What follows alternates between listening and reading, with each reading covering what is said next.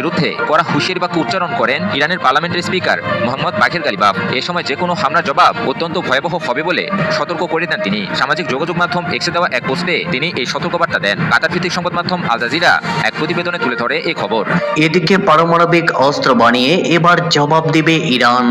যুক্তরাষ্ট্রের জন্য বিশাল চমক তৈরি করছে ইরান। এনে থাকবে আজকের একটি গুরুত্বপূর্ণ প্রতিবেদন। ট্রাম্পের হুমকির মুখে তেহরানের রণকৌশল, ওয়াশিংটনকে যে ভয়ঙ্কর সারপ্রাইজ দিতে চলেছে ইরান।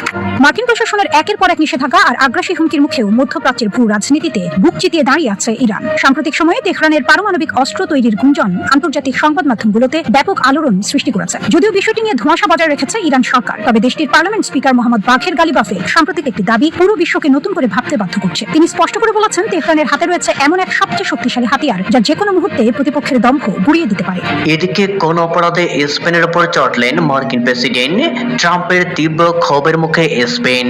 সব ধরনের বাণিজ্যিক সম্পর্ক ছিন্ন করার ঘোষণা। এনে থাকবে আজকের একটি গুরুত্বপূর্ণ প্রতিবেদন। ফিলিস্তিন সহ বিভিন্ন আন্তর্জাতিক ইস্যুতে স্পেনের স্বাধীন অবস্থান একেবারেই মেনে নিতে পারেননি মার্কিন প্রেসিডেন্ট ডোনাল্ড ট্রাম্প। ফিলিস্তিনকে স্বাধীন রাষ্ট্র হিসেবে আনুষ্ঠানিক স্বীকৃতি প্রদান, ট্রাম্পের বোর্ড অব পিস বর্জন ও মার্কিন পররাষ্ট্রনীতির কড়া সমালোচনা ট্রাম্পের চোখে দেশটিকে রাতারাতি শত্রু বানিয়ে ছেড়েছে। আর তারই খেসারত হিসেবে এবার স্পেনের সাথে বাণিজ্যিক সম্পর্কের ইতি টানতে যাচ্ছেন ট্রাম্প। ন্যাটোতে পর্যাপ্ত অবদান না রাখার অভিযোগ তুলে স্পেনের বিরুদ্ধে তীব্র ক্ষোভ ঝেড়েছেন মার্কিন প্রেসিডেন্ট ডোনাল্ড ট্রাম্প। শুধু তাই নয়, স্পেনের সঙ্গে সব ধরনের বাণিজ্যিক সম্পর্ক ছিন্ন করার ঘোষণাও দিয়েছেন তিনি। 8 জুলাই তুরস্কের আঙ্কারায় ন্যাটো শীর্ষ সম্মেলনের ফাঁকে এক সংবাদ সম্মেলনে এই ঘোষণা দেন ট্রাম্প। ট্রাম্প বলেন, স্পেন একটি ব্যর্থ দেশ, ন্যাটোতে তারা একটি ভয়াবহ অংশীদার, তারা অংশগ্রহণ করে না, অর্থও দেয় না, আমি স্পেনের সঙ্গে কোনো সম্পর্ক রাখতে চাই না। ট্রাম্প আরো নির্দেশ দেন, অনুগ্রহ করে স্পেনের সঙ্গে সব ধরনের বাণিজ্য বন্ধ করে দিন, এমনকি সেখানে ভ্রমণও বন্ধ করুন, তাদের সঙ্গে কথাও বলবেন না। এ সময় ন্যাটোর মহাসচিব মার্ক রুটে ট্রাম্পের সঙ্গে ছিলেন। এক প্রতিবেদনে এসব তথ্য জানিয়েছে ব্রিটিশ সংবাদ মাধ্যম রয়টার্স।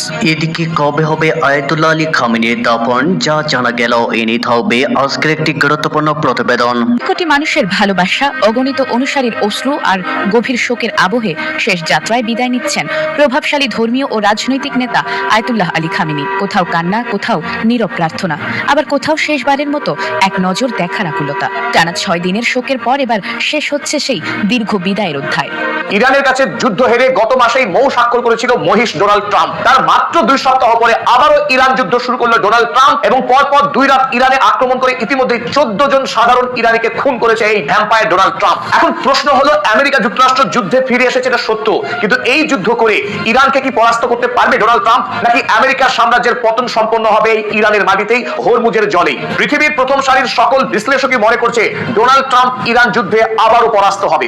সর্বোচ্চ ধর্মীয় নেতার দাফন হবে, দাফনটা ঠিক মতন করতে পারবে কিনা বুঝতে পারতেছি না, কিন্তু এইটা ঠিক এটা